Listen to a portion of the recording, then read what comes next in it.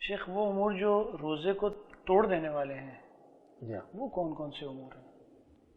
جی ہاں، اسلام نے قرآن و سنت میں ہماری رہنمائی کی گئی ہے ایسی چیزوں کی طرف بھی کہ جس سے روزہ فاسد ہو جاتا ہے، روزہ بالکل ختم ہو جاتا ہے۔ ہم نے جن کا پہلے ذکر کیا ہے، چغلی، غیبت ہے، جھوٹ، دھوکہ، فراڈ ہے، حرام چیزیں ضرور ہیں اور ان سے روزے کا اجر ضائع ہوتا ہے۔ جس طرح کہ ہم نے حدیثوں میں کوٹ کیا ہے کہ آپ فرماتے ہیں کہ وہ آدمی بھوکا پیاسا ہے لیکن اس کو اجر نہیں مل رہا، لیکن ہم نہیں، اس کا روزہ ہو جائے گا، روزہ ہونے کو ہو جائے گا، اور ہم اس کو نہیں کہیں کہ تم نے جھوٹ بولا ہے تو تمہارا روزہ ٹوٹ گیا، تم قضا کرو۔ لیکن بعض وہ بھی چیزیں ہیں کہ جن کے کرنے سے روزہ ویسے ہی فاسد ہو جاتا ہے، ٹوٹ جاتا ہے۔ ان میں سے کچھ وہ چیزیں ہیں کہ جن کا احادیث میں، قرآن یا احادیث میں بیان ہے، یعنی جیسے کہ کھانے پینے کے حوالے سے،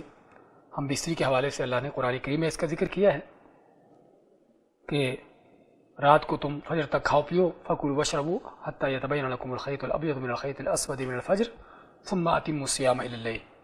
کہ اس طرح کی چیزوں کو اپنی پوری کرو، کھاؤ پیو، لیکن کب تک؟ فجر تک۔ اس کے بعد پھر اللہ نے کیا فرمایا کہ پھر اس کے بعد رات تک اپنا روزہ پورا کرو، یعنی کیا مطلب کہ ان چیزوں سے دور رہو۔ تو اس سے ہمیں معلوم ہوا کہ ہر وہ چیز جو کھانے پینے کی ہے، چاہے وہ کیسی بھی کیوں نہ ہو، تھوڑی سے تھوڑی بھی کیوں نہ ہو، پانی کا ایک قطرہ بھی انسان جان بوجھ کر گلے سے اتار لیتا ہے تو اس کا روزہ ٹوٹ جاتا ہے۔ رائی کے دانے کے برابر بھی کچھ چیز اگر گلے سے جان بوجھ کر اتار لیتا ہے، جان بوجھ کر، تو اس کا روزہ ٹوٹ جاتا ہے، کیونکہ یہ چیزیں کھانے پینے کی ہیں، چاہے اس میں غذائیت ہو یا نہ ہو۔ کہ بعض اوقات ایسی چیزیں بھی ہوتی ہیں کہ جس میں اگر آدمی، علماء نے مثال دی اس کی کہ اگر آدمی چھوٹا سا کوئی کینکر نگل لیتا ہے، اب کینکر پتھر ہے، اس کے اندر کوئی غذائیت نہیں ہے، لیکن علماء کا کہنا ہے کہ اس سے بھی روزہ افطار ہو جاتا ہے۔ اسی طرح علماء نے مثال دی ہے دھوئیں کی، بعض اوقات عربوں کے ہاں جو بخور وغیرہ کے لیا جاتا ہے، تو اگر آدمی جان بوجھ کر یہ دھواں اپنے ناک سے اس کو کھینچتا ہے، اپنے اندر معدے میں لے جاتا ہے، تو اس کو روزہ افطار ہو جاتا ہے، ٹوٹ جاتا ہے۔ گرد و غبار اڑا ہوا ہے، آدمی جان بوجھ کر اس کو کھینچتا ہے، اپنے منہ میں لے جاتا ہے، جان بوجھ کر کرتا ہے تو اس کا روزہ ٹوٹ جاتا ہے، حالانکہ یہ وہ چیزیں ہیں جس میں کوئی غذائیت نہیں ہے۔ اس کا معنی کیا ہوا کہ ہر وہ چیز جو معدے میں جا رہی ہے کھانے پینے کے انداز سے، منہ کے ذریعے ہو یا ناک کے ذریعے ہو، اس سے روزہ ٹوٹ جاتا ہے۔ اور اسی پر طرح علماء نے ذکر کیا ہے ہر وہ چیز جو کھانے پینے کے معنی میں ہو، جس سے کھانے پینے کا مقصد پورا ہوتا ہو، چاہے وہ کھانا پینا نہیں ہے لیکن اس سے کھانے پینے کے مقصد پورا ہو رہا ہے، جس طرح کہ آج کل گلوکوز کی اس طرح کی ڈرپس وغیرہ لگتی ہیں کہ جس سے انسان کو تقویت ملتی ہے، قوت، طاقت ملتی ہے، اور یہ کھانے پینے کے معنی میں ہے، انسان کو انرجی ملتی ہے اور کھانے پینے کا مقصد اس سے پورا ہوتا ہے۔ تو ایسی ڈرپس اگر لگتی ہے تو اس سے بھی روزہ ٹوٹ جاتا ہے۔ اور ایسے ہی ہر چیز، چاہے وہ ناک سے، گلے سے، یا کسی ورید کے ذریعے سے، یعنی کہ اس کی رگوں کے ذریعے سے چیز جاتی ہو کہ جس سے انسان کو غذائیت ملتی ہو، حتیٰ کہ بعض اوقات انتڑیوں کے ذریعے بھی، یعنی کہ جسم کے کسی حصے سے بھی اگر کوئی جسم میں ایسی چیز داخل ہو کہ جو انسان کی تقویت کا، اس کی اس چیز کا باعث بنے، تو اس سے بھی روزہ ٹوٹ جاتا ہے۔ اور اسی میں ہم اس کے ضمن ذکر کریں گے حتیٰ کہ بعض اوقات انسان کو جو خون لینے کی ضرورت ہوتی ہے، خون دینے سے بھی روزہ ٹوٹ جاتا ہے، اور خون لینے سے بھی، یعنی خون اگرچہ اس کو کسی رگ وغیرہ میں لگایا جاتا ہے، لیکن خون ملنے سے، اور خون بلکہ اصل غذائیت کا یہی خلاصہ ہے خون، تو کوئی شک نہیں کہ انسان کو اس سے تو طاقت قوت ملتی ہے، تو اس سے خون لینے سے بھی روزہ ٹوٹ جاتا ہے۔ تو ہر وہ چیز جو کھانے پینے کا معنی پورا کرتی ہے اس سے بھی روزہ ٹوٹ جاتا ہے۔ اسی طرح جن چیزوں سے روزہ ٹوٹتا ہے وہ منی کا اخراج کرنا جان بوجھ کر، ہم نے اس سے پہلے ذکر کیا ہے، روزے کے اندر جو مباح چیزیں ہیں جن کے ہو جانے سے روزہ باقی ہے اور اس پہ اثر نہیں پڑتا، احتلام ہے، کیونکہ سوئے ہوتا ہے انسان کے اختیار کے بغیر ہوتا ہے، لیکن اگر انسان کے اختیار سے منی کا اخراج کرتا ہے اپنے ہاتھ سے یا بعض اوقات صحبت کے انداز سے یا کسی بھی انداز سے، تو اس سے روزہ ٹوٹ جاتا ہے۔ اس طرح بیوی سے ہم بستری کرنے سے چاہے منی خارج نہ بھی ہو تو روزہ ٹوٹ جاتا ہے، اور بلکہ صرف روزہ ٹوٹتا ہی نہیں، اس پہ ایک بہت بڑا کفارہ بھی عائد ہوتا ہے۔ اور وہ کفارہ کیا ہے؟ وہ کفارہ اگر غلام ہے تو غلام آزاد کرنا ہے، اگر غلام چونکہ آج کل نہیں ہے تو پھر 2 ماہ کے مسلسل روزے رکھنا ہے، کفارے کے طور پر 2 ماہ کے مسلسل روزے رکھنا ہے۔ اور اگر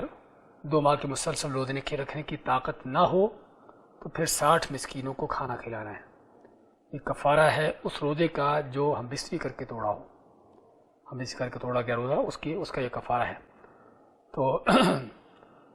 اور اس کے ساتھ ساتھ اس روزے کو قضا بھی کرنا ہوگا اور اللہ سے توبہ طائب بھی ہونا ہے. تو اسی طرح جن چیزوں کا ذکر آتا ہے احادیث میں کہ جس سے روزہ افطار ہوتا ہے، اللہ کے نبی صلی اللہ علیہ وسلم کا فرمان ہے افطر الحاجم والمحجوم، کہ حجامہ کرنے والا بھی اور جس کا حجامہ کیا جاتا ہے دونوں ہی کا روزہ ٹوٹ جاتا ہے. حجامہ کرنے والے کا بھی اور جس کا حجامہ کیا جا رہا ہے. اب اس میں حکمت حجامہ جس کا کیا جا رہا ہے اس کی تو واضح ہے کہ اس کا خون نکل رہا ہے،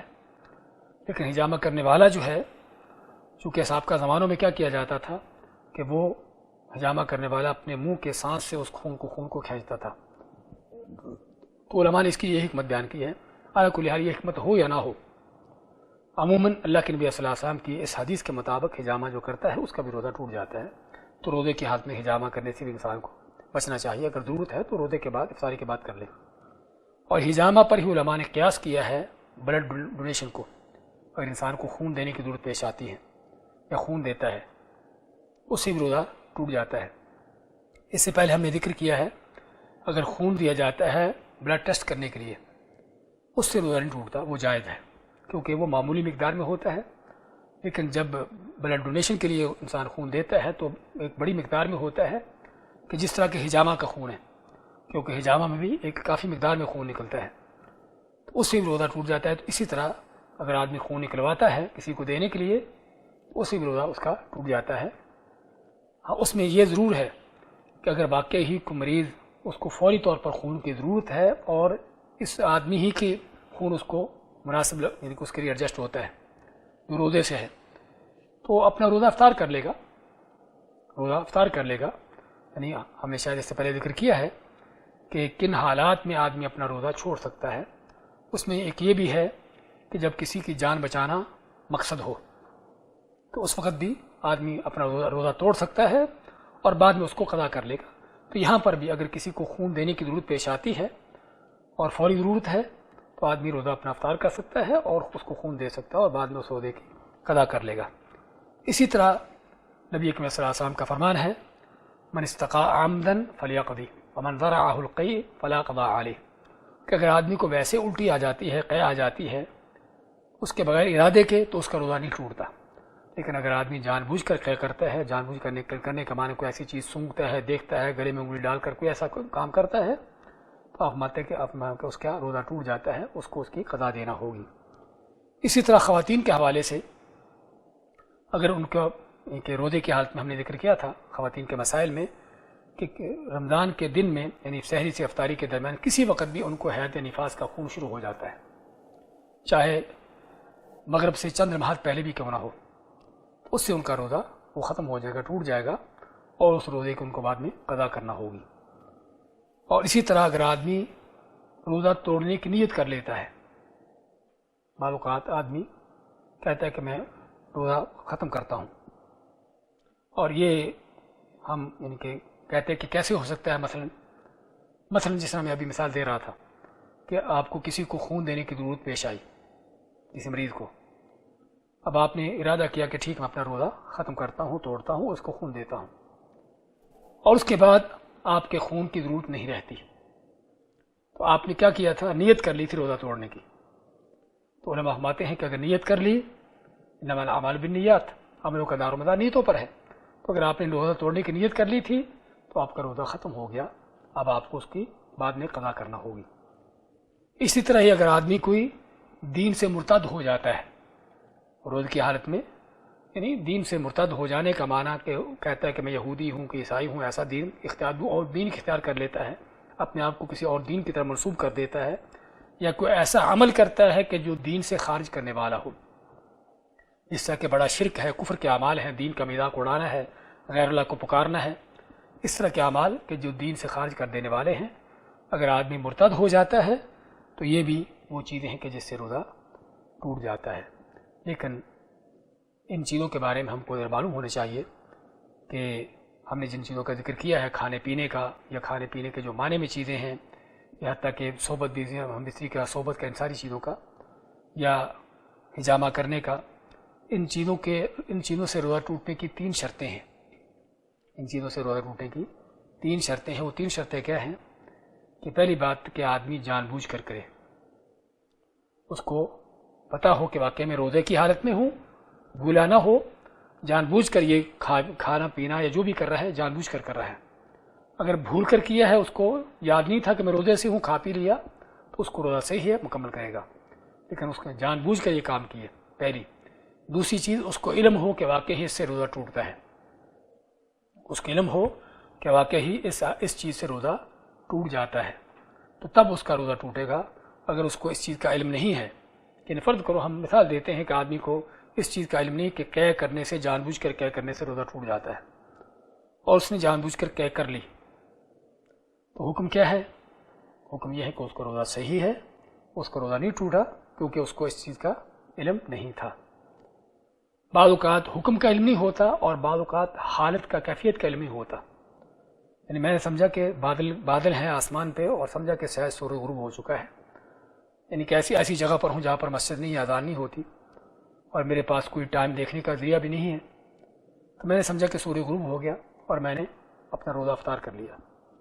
اور بعد میں پتہ چلا کہ ابھی سورج باقی ہے، دن ابھی باقی ہے، سورج غروب نہیں ہوا، تو پھر بھی کیا ہے کہ میرا روزہ صحیح ہے۔ اسماء بنت ابی بکر رضی اللہ تعالیٰ عنہ فرماتی ہیں کہ رسول کریم صلی اللہ علیہ وسلم کے زمانے میں بادل تھے ایک دن، تو ہم نے سمجھا کہ سورج غروب ہو چکا ہے، روزہ افطار کر لیا۔ روزہ افطار کرنے کے بعد سورج پھر سے اس کی شعاع نکل آئی، ابھی غروب نہیں ہوا تھا، تو اللہ کے نبی صلی اللہ علیہ وسلم نے وہ روزہ ادا کرنے کا حکم نہ دیا، یعنی ان کا روزہ صحیح قرار دیا۔ تو اس سے معلوم کیا ہوا کہ اگر آدمی اس طرح سے لا علمی کی وجہ سے یا کسی غلط فہمی کی وجہ سے روزہ افطار کر لیتا ہے تو اس کا روزہ صحیح ہے۔ تیسری شرط کیا ہے کہ اس نے اپنے اختیار سے یہ چیز کی ہو، کھانے پینے کا جو بھی معاملہ کیا ہو اپنے اختیار سے کیا ہو، کسی نے زبردستی اس سے نہ کروایا ہو۔ یعنی فرض کرو کہ آدمی کو زبردستی آپ سے کرواتا ہے، اور زبردستی کا معنی کہ آپ کو ایسی دھمکی دیتا ہے، آپ کے ساتھ ایسا معاملہ کرتا ہے کہ واقعی جس میں آپ کی جان کو خطرہ ہو، آپ کو بہت بڑی اذیت ملنے کا سامنے چیز نظر آتی ہو کہ اگر آپ اس کی بات نہیں مانیں گے، نہیں کھائیں گے، نہیں پئیں گے، تو آپ کو قتل کر دے گا یا بہت بڑی کو اذیت دے گا۔ تو اس حالت میں یہ مجبوری ہے، اگر آدمی اس مجبوری کی حالت میں کچھ کھا پی بھی لیتا ہے تو تب بھی اس کو روزہ صحیح ہے، وہ روزہ ٹوٹے گا نہیں، اور یہ اللہ تعالیٰ کی مہربانی، اس کا فضل ہے بندوں پر۔ تو پھر سے ہم دہراتے ہیں، شرطیں کیا کیا ہیں؟ 3 شرطیں ہیں۔ ایک یہ ہے کہ آدمی کو پتہ ہو، علم ہو کہ واقعی اس چیز سے روزہ ٹوٹتا ہے، دوسرا جان بوجھ کر یہ چیز کر رہا ہو، اور تیسرا اپنے اختیار سے کر رہا ہو۔ لیکن اگر یہ چیزیں نہیں ہیں کہ اختیار سے نہیں ہے، جان بوجھ کر نہیں کر رہا، یا علم نہیں تھا، پتہ نہیں تھا، تو اس کو روزہ صحیح ہے، اپنے روزے کو مکمل کرے گا۔